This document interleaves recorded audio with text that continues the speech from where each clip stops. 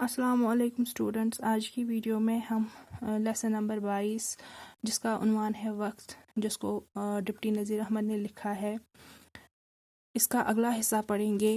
اس سبق میں ہم نے پڑھا کہ انسان کے لیے وقت کتنا اہم ہے اور اس وقت کو ہمیں یوں ہی ضائع نہیں ہونے دینا چاہیے۔ ہمیں وقت کا صحیح طور سے صحیح وقت پر استعمال کرنا چاہیے تو تاکہ آگے چل کر ہمیں کامیابی حاصل ہو۔ اس سبق میں ہم وقت کی پابندی کے بارے میں سیکھ رہے ہیں۔ چلیے سبق کو آگے پڑھتے ہیں۔ سبق کا آخری حصہ، بس یہ خیال ہرگز اپنے دل میں مت آنے دو کہ ابھی سیکھنے کا بہت وقت آ رہا ہے۔ ایسی کیا بھاگڑ مچی ہے کہ رات دن لکھنے پڑھنے کے پیچھے مر مٹے۔ اگلا حال کچھ کسی کو معلوم نہیں، کون جانے کہ تندرستی رہے نہ رہے، زمانہ فرصت دے نہ دے۔ یہ سب سامان جو اب میسر ہیں، میسر ہوں یا نہ ہوں، بے شک وقت کی قدر و قیمت اور اس کی بھاگا بھاگ تو یہ چاہتی ہے کہ تم خواہ وخوار اپنے اوپر حرام کر کے رات دن کتاب پر سے سر نہ اٹھاؤ۔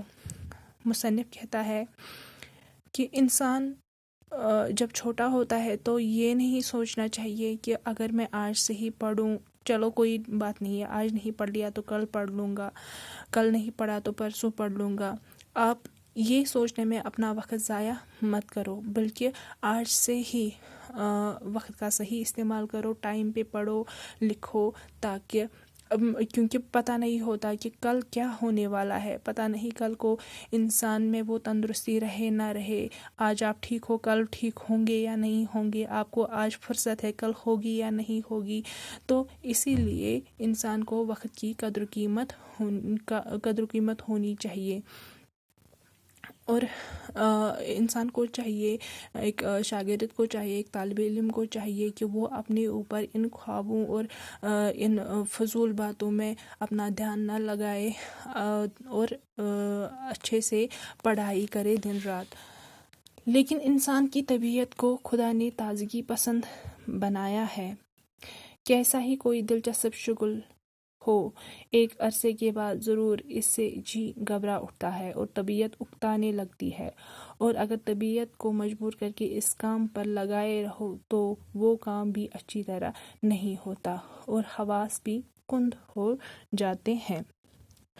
مصنف یہاں پر انسان کے نیچر کے بارے میں کہتا ہے کہ اگر انسان کتنی ہی کوشش کرے، ایک ہی چیز میں اس کا دھیان نہیں رہتا اور کسی نہ کسی وجہ سے انسان تو اکتا ہی جاتا ہے، کیونکہ اگر ہم ایک ہی کتاب پڑھنے بیٹھ جائیں گے تو ظاہر سی بات ہے ہم بور تو ہو ہی جائیں گے۔ تو اس کے لیے مصنف کیا کہتے ہیں، اس واسطے مناسب ہے کہ کتاب کا مطالعہ ایسے اعتدال کے ساتھ جاری رکھو کہ تندرستی کو خلل نہ پہنچے، اور ہمیشہ چند قسم کا شغل رکھو۔ تو مصنف کہتے ہیں کہ اس کے لیے آپ کو چند باتوں کا دھیان رکھنا چاہیے، چند باتوں پر آپ عمل کرو۔ تو اس سے بچنے کا راستہ ایک ہی ہے، وہ کیا ہے؟ مثلا نظم و نثر، تاریخ و جغرافیہ اور حساب ایک ساتھ پڑھو۔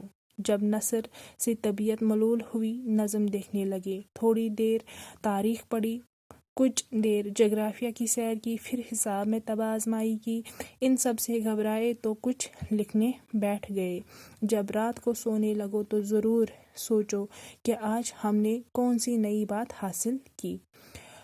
مصنف کہتے ہیں کہ آپ پروز اور پوئٹری کو ایک ساتھ پڑھو، تاریخ اور جغرافیہ اور حساب کو بھی۔ جب آپ پروز یا نثر پڑھنے بیٹھ جاؤ گے تو آپ اکتا جاؤ گے، اور پھر آپ نظم پڑھو۔ نظم سے آپ کا جی بھر آئے تو پھر تھوڑی دیر کے لیے تاریخ یعنی ہسٹری پڑھو۔ ہسٹری پڑھنے سے اگر آپ بور ہو گئے تو پھر تھوڑی دیر کے لیے دنیا کی سیر یعنی جغرافیہ پڑھو۔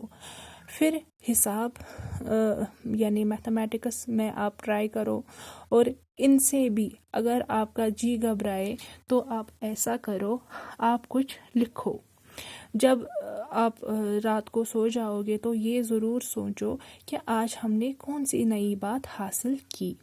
اگر معلوم ہو کہ آج کچھ نہیں سیکھا تو جانو کہ دن رائیگاں گیا اور اس نقصان کی تلافی اپنے ذمے لازم سمجھو۔